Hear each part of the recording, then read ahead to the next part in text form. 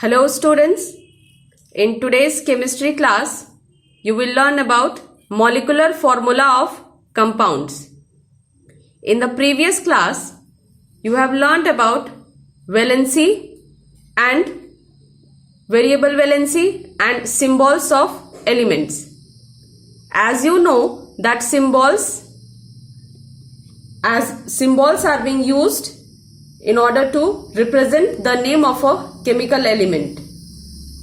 In the same way, for convenience, each compound is represented by a chemical formula with the help of symbols and valencies. Now, the question arises that what is molecular formula? A molecular formula of a compound is the symbolic representation of its molecule. It shows the number of atoms of each element present in it.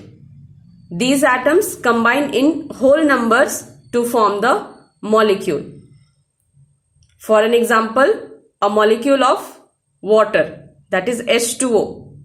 Molecular formula of water is H2O. It indicates that this H2O indicates that one molecule of water is formed by two atoms of hydrogen. As in the formula it is written H2O. So it is composed of two atoms of hydrogen and one atom of oxygen. Now, writing the chemical formula of a compound, we need following informations. Means following informations should be available, then we can write the chemical formula of a compound. First is symbols of the elements or the radicals, and the second is valencies of the elements or the radicals. These two informations are necessary in order to write a chemical formula.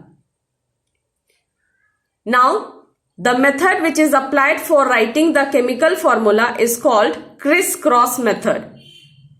Now we will see about criss-cross method. As in this example of, you can see the first example is given in your textbook. The first example is magnesium chloride, and its formula is, we need to write the formula of this magnesium chloride. You know the symbol of magnesium, that is Mg, and for chloride it's Cl. And you know that in order to form a chemical compound, we need two ions, one positive ion and another one negative ion. So for magnesium its valency is 2 and for chlorine its valency is 1. So there will be exchange of the valencies. After exchanging the valencies, for magnesium valency will be 1 and for chlorine the valency will be 2. So after exchanging the valencies, the formula we will get, that is MgCl2. In the same way, for an example, another compound, that is calcium oxide. Calcium symbol Ca and for oxide it's O. And you know about the valency. For calcium it's 2 and for oxide it's 2. So there is exchange of valencies, and after exchanging it will be Ca2 and O2. Because both the valencies are same, so we will reduce the valency number to the lowest ratio if possible. So formula will become CaO. Some more examples are given in your textbook. Just go through them. Now the next is significance of molecular formula.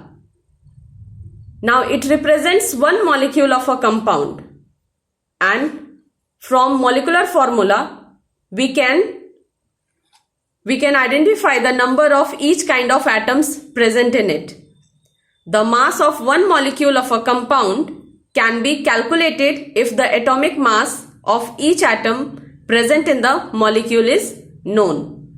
Means we can easily calculate the molecular mass of a compound if we know the atomic mass of each atom present in the molecule.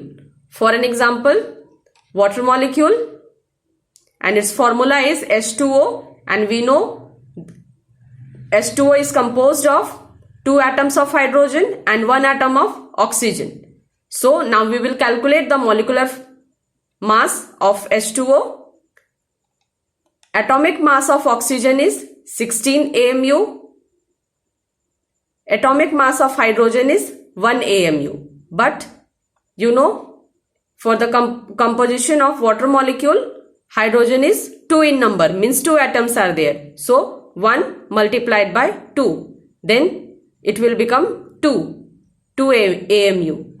So therefore, molecular mass of water molecule will be the sum of 16 and 2. That is 2 plus 16, it will be 18 AMU. AMU is the unit which is used to represent the molecular mass of a compound.